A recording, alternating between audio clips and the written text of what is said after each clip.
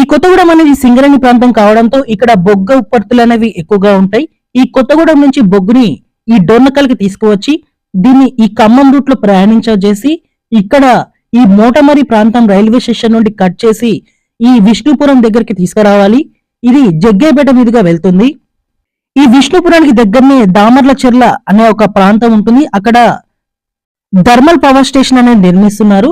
So అక్కడికి బొగ్గుని తీసుకువెళ్ళడానికి ఇప్పుడు దీన్ని డబల్ ఎలక్ట్రికల్ గా మారుస్తున్నారు.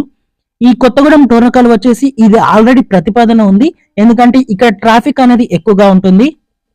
అలాగే ఈ కొత్తగూడెం ప్రాంతం నుంచి ప్రయాణికులు విపరీతంగా ఉంటారు. ఇక్కడ రైలు యొక్క సంఖ్య పెంచాలని ఎప్పటి నుండో ఒక డిమాండ్ అనేది ఉంది.